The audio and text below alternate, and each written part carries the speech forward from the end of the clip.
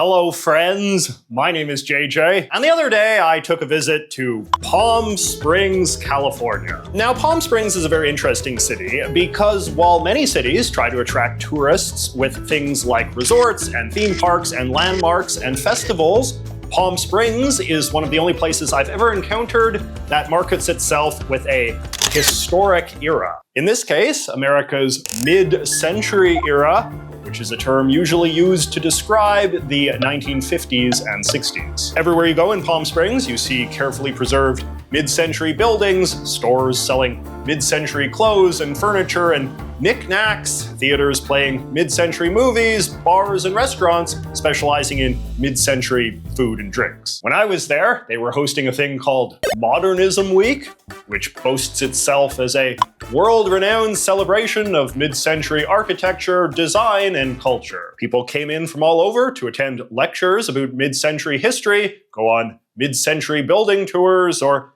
attend exhibitions of mid-century art. Locals with particularly well-preserved mid-century homes even open their doors and let strangers come in and gawk at their talents at mid-century interior design. But what exactly is mid-century? And why are people obsessed enough with it to sustain an entire city's economy? I shall attempt to explain.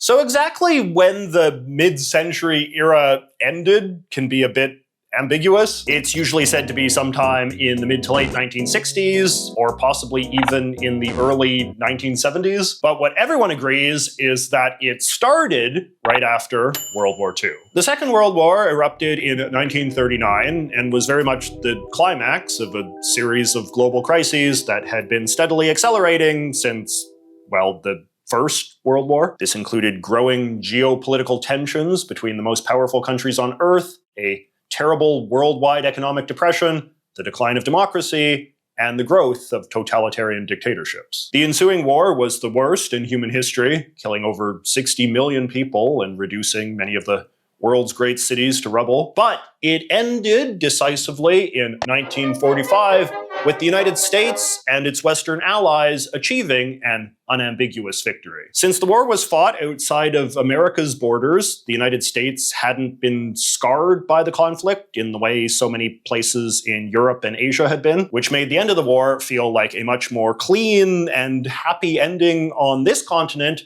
than it did elsewhere. And with the establishment of organizations like the United Nations and the World Trade Organization and NATO and things like that, Americans had good reason to believe that the world was finally going to be a safe and orderly place from now on. World War II had likewise seen an enormous amount of technological innovation in America through close cooperation between the federal government, big business, and the country's top scientists and universities. Employment in new sectors rose, and all sorts of marvelous new things were invented to help make supplies for the military and overcome trade boycotts from enemy nations. The biggest revolution was probably the creation of a ton of new synthetic materials, including plastic, vinyl, fiberglass, Teflon, silicon, nylon, and polyester, along with newfangled technologies like microwaving, freeze-drying, stainless steel, and of course, nuclear power. All of this stuff was seen as very miraculous, and after the war, much of it was repurposed for civilian use. A ton of revolutionary new consumer goods were made, like an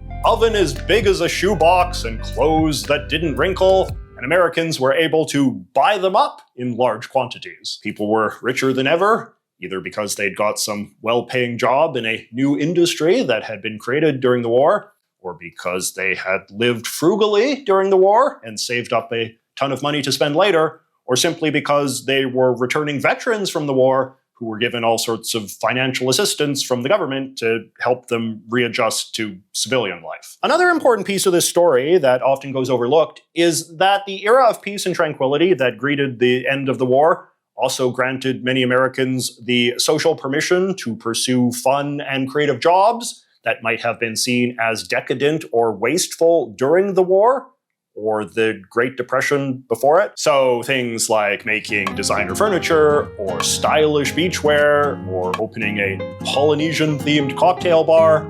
This sort of thing became understood as an expression of the post-war freedom to do what you liked and help other Americans live happy, beautiful lives in this shiny new era of comfort and prosperity. They're a symbol of the benefit this exciting age of progress is bringing to men and women in every corner of our great land.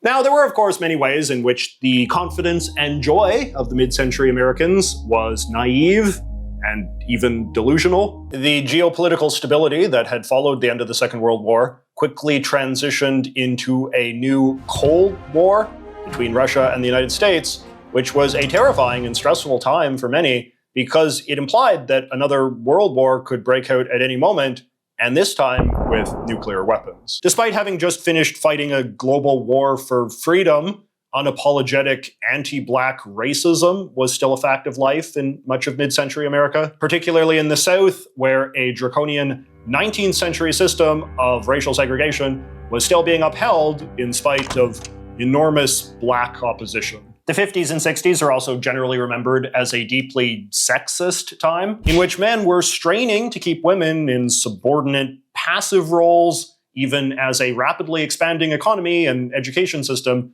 was producing more and more working women who were clearly just as smart and capable as men. I feel like these days it's generally understood that the good vibes of the mid-century era contain too many contradictions to be sustainable, with the naivete of the time ultimately causing its own collapse. By the mid-1960s, American culture was becoming defined by growing social unrest and even violence emerging from vicious debates over race, gender, and Cold War politics. The mid-century would come to be remembered as the calm before this particular storm, a time of peace and order before everyone started asking too many questions. Conservatives would hold it up as an example of an era where life was simpler and everyone knew their place, while members of the gigantic baby boom generation, who had been born into the mid-century, associated the era with their happy youth. Here is how Richard Horne puts it in his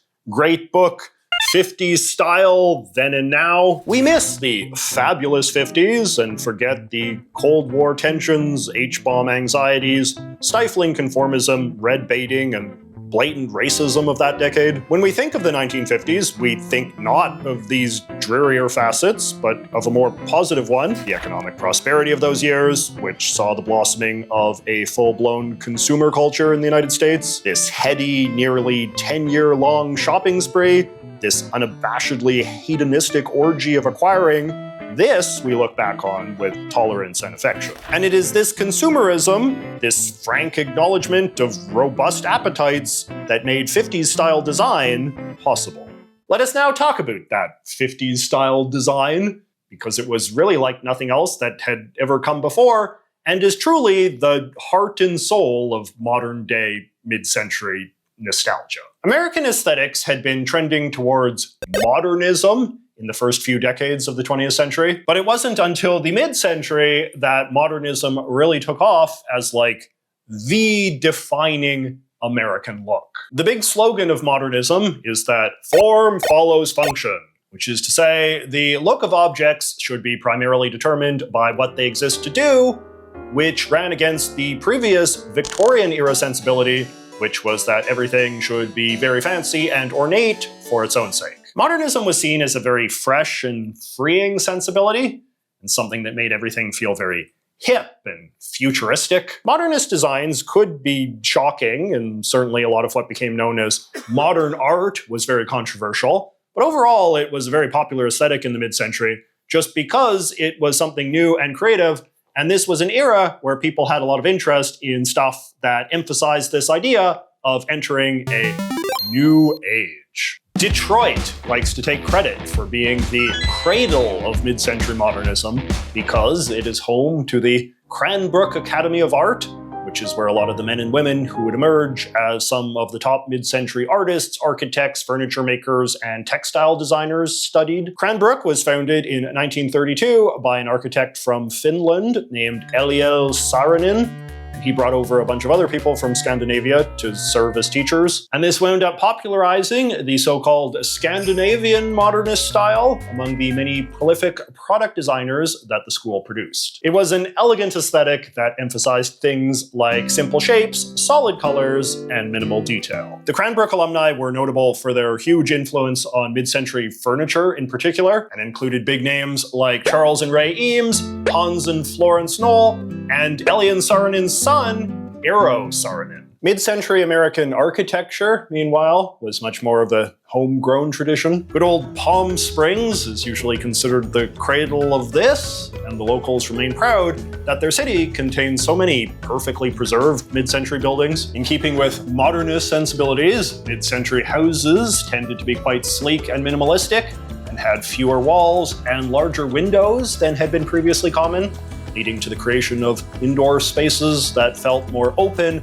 bright, and airy. The Californian architect William Kreisel is often considered the most influential figure in this scene, known for his flat-roofed, single-floor houses with big driveways and garages, and these very distinctive outdoor walls made of things known as breeze blocks. What is interesting is that a lot of the big shot mid-century architects were also furniture designers, and vice versa, meaning that for the truly ambitious homeowner, it was possible to buy chairs and tables and things that were explicitly designed to match your house. And since modernism was the prevailing design sensibility of all sorts of other household objects as well, this could make for a high degree of visual harmony in mid-century homes. Here is how Dominic Bradbury describes it in his Atlas of Mid-Century Houses. It is so rare to fix on a time when architectural ingenuity and engaging aesthetics combine so completely and expressively. Factor in the richness of the era's textiles, its glassware and ceramics, as well as the revolutionary quality of mid-century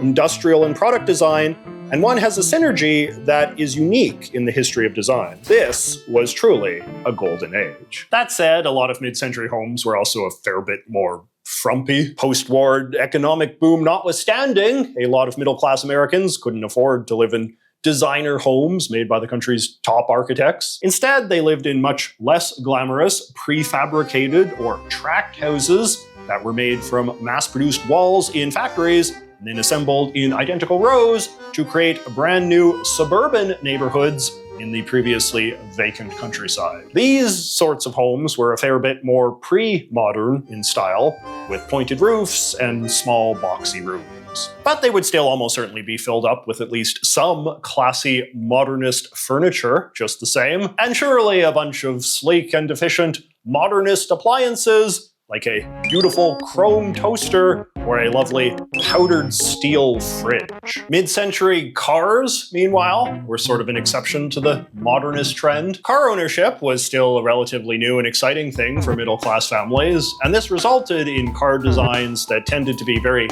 big and showy. I was watching the movie American Graffiti the other day, which is basically all about mid-century teenagers and their cars.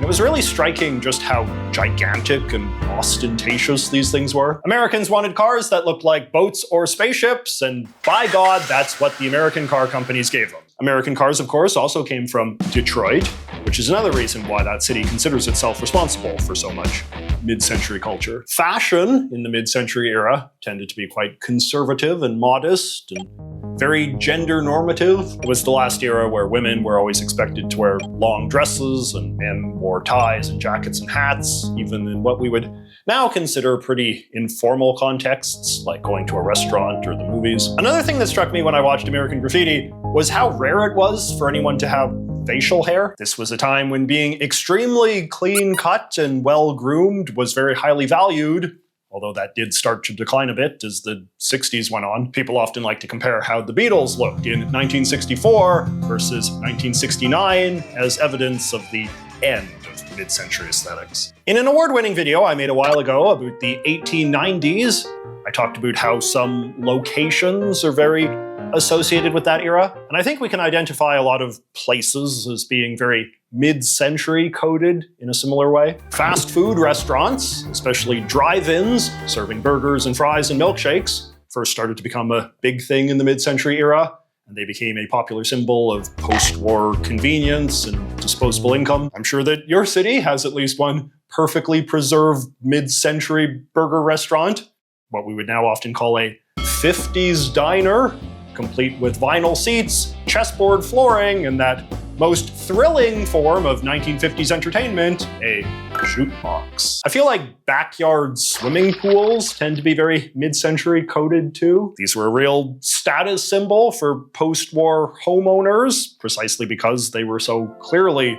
non-essential. Designer bathing suits and barca loungers and other such poolside accoutrements similarly flexed just how much money you had to spend on pure leisure. The idea of a classy bar is very mid-century as well. In previous eras, American bars tended to be more in the style of British pubs, dark and cavernous, with a decidedly working-class vibe. As Americans became richer, however, there was a rise of classy bars, offering more expensive and elaborate cocktails in a more elegant setting. Tiki bars, in particular, were briefly quite trendy, which was part of a larger, short-lived mid-century fascination with all things Polynesian, including wooden idols and Hawaiian shirts. This is usually something that is said to have emerged from a love of that part of the world that many American men had gained from serving in the Pacific Theater during World War II, which saw them liberate many Polynesian countries from the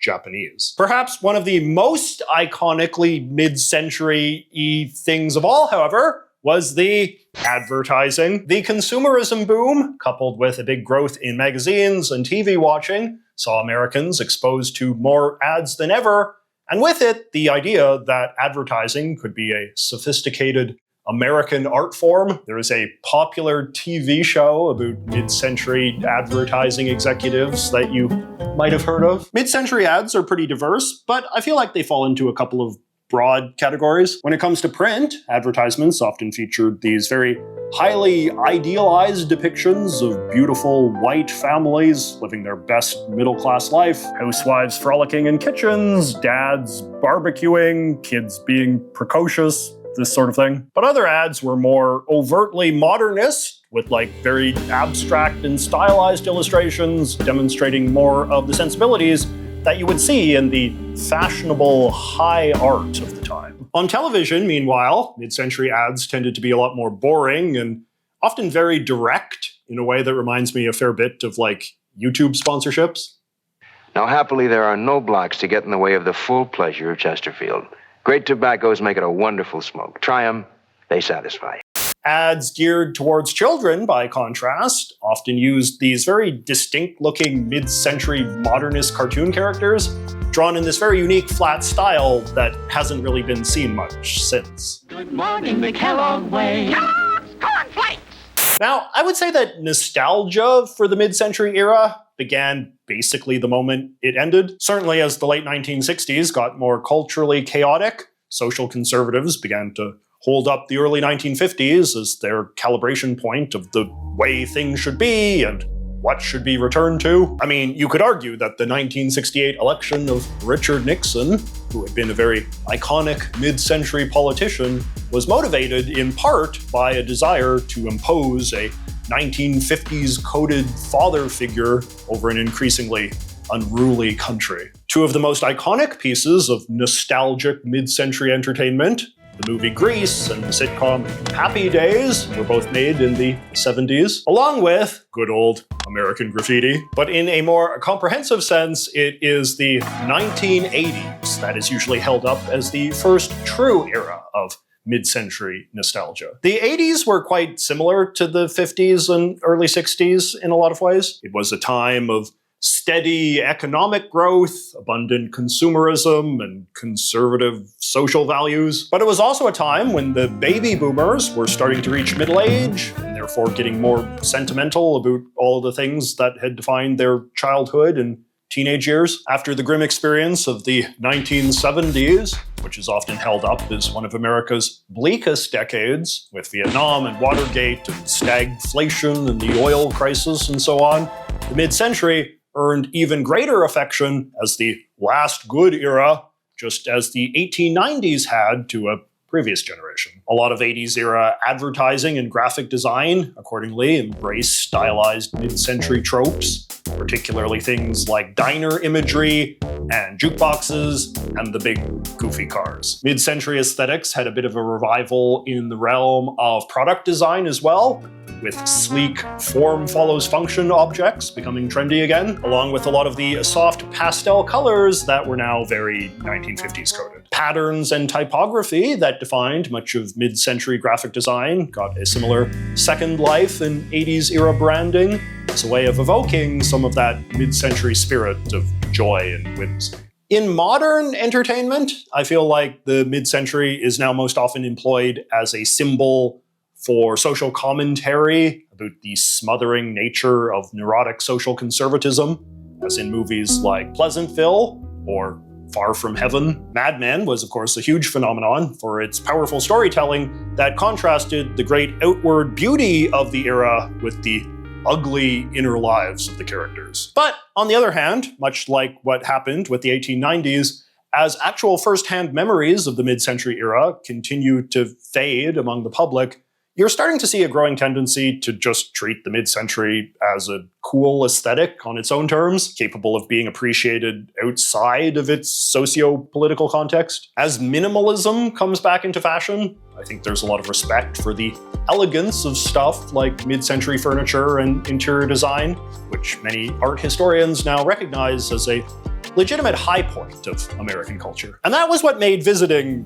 Palm Springs a lot of fun. Even though the people that live there are super into keeping the spirit of the 50s and 60s alive, it didn't feel like a kitschy theme park as much as a place defined by a sincere appreciation for the positive cultural contributions of an era that still has the capacity to impress. We are not fascinated by the mid-century because it is weird and old, but because a lot of what has come out of it has proven to be, surprisingly, timeless. But I'm curious what you guys think. What is your favorite mid-century coded thing? Is there an important mid-century coded thing that you think I missed? And what era of American cultural life would you like to see me analyze next? Let me know in the comments, and I will see you next week.